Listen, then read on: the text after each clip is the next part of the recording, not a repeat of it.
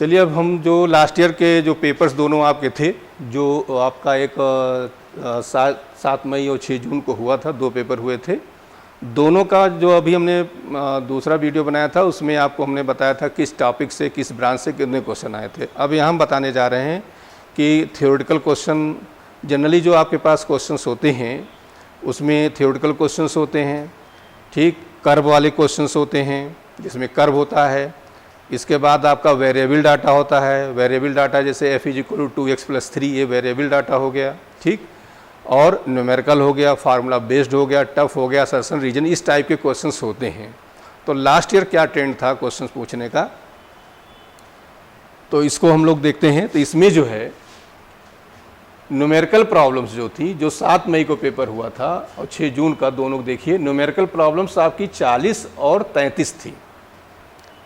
Average 40 के आसपास numerical questions होते हैं, लेकिन जो 6 जून को पेपर किया है इसमें न्यूमेरिकल क्वेश्चंस थोड़े कम किए हैं। जनरली इतना कम नहीं होता है, लेकिन लास्ट ईयर कम किया है। तो 40 और 33 का जो है एवरेज था आपका, जो न्यूमेरिकल प्रॉब्लम्स थी, जहाँ कैलकुलेशंस आपको ज़रूरत पड़ती है। थ्योरेटिकल प्रॉब्लम्स आपकी कितनी थी, 6 और 12, ठीक। ये आपका 50 क्वेश्चन का यहाँ पर पूरा डाटा आपका है। 6 और 12 क्वेश्चंस थे जो थ्योरेटिकल प्रॉब्लम्स थी। इसके बाद फार्मूला बेस्ड नहीं, केवल फार्मूला। जनरली पहले क्या होता था कि एक क्वेश्चन फार्मूला जरूर देते थे, किसी न किसी फॉर्म केवल फार्मूला देते थे।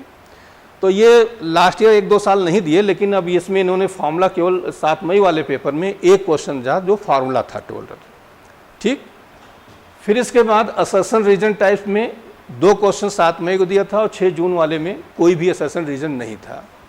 असर्शन रीजन का ट्रेंड भी जल्दी ही शुरू हुआ, 1-2 साल से पहले नहीं हुआ था। पहले एम्स में आता था और इसमें नहीं आता था।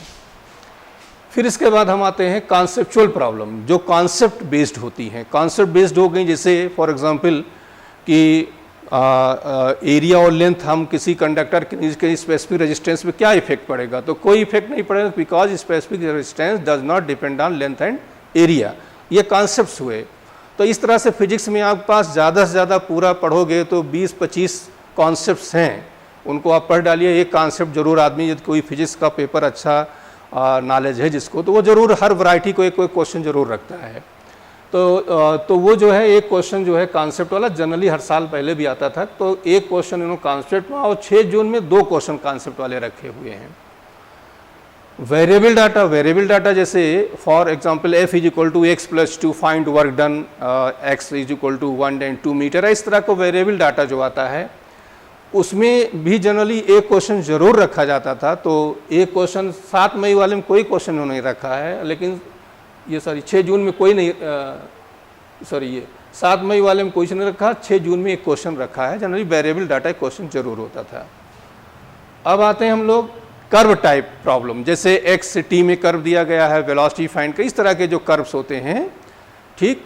और उसमें भी कर्व वाले भी हमेशा एक क्वेश्चन जनरली आते थे, लेकिन इन्होंने क्या किया, 7 में कोई क्वेश्चन नहीं रखा है, 6 जून वाले में 2 क्वेश्चन रख दिए हैं, ठीक। इसके बाद अब इजी और टफ प्रॉब्लम जो थी, अब हो सकता है हर आदमी की सोचने का तरीका अलग अलग होता, हमारे सोचने का तरीका अलग अलग है, लेकिन मेरे हिसाब से जो इजी प्रॉब्लम्स थी 7 मई को 48 आउट ऑफ 50 वो इजी थी, और 6 जून वाले में आपको पूरे सारे 50-50 क्वेश्चंस आपके इजी थे। फिर इसके बाद टफ जो क्वेश्चन, नेचुरल सी बात है कि इसमें 2 बचे, 2 टफ हो गए, इसमें कोई टफ क्वेश्चंस नहीं थे। ये एनालिसिस थी। वैसे जनरली फिर से एक बार समझ लीजिए, ज़्यादा क्वेश्चंस आपके न्यूमेरिकल्स के आते हैं जो फार्मूला बेस्ड होते हैं, उनको मैंने जो है इजी में रखा हुआ है। जो फार्मूले थोड़ा ट्विस्ट किए हैं उनको मैंने टफ में रखा है। दूसरा क्वेश्चन आपका थ्योरेटिकल आता है। तीसरा आपका हो गया कॉन्सेप्चुअल हो गया। फिर इसके बाद फार्मूला हो गया। फिर इसके बाद असर्शन रीजन हो गया, ठीक। और फिर इसके बाद आपको हमने कर्व वाला बताया, जहाँ कर्व दिया होता है तो कर्व टाइप हो गए। तो इस तरह से क्वेश्चंस की कैटेगरी जो मैंने यहाँ पर आपको बताई, ये लास्ट ईयर का ट्रेंड था। जनरली हमेशा ये होता है कि जो कोई फिजिक्स का अच्छा नॉलेज है तो हर वैरायटी को एक क्वेश्चन को कवर करता है, ठीक।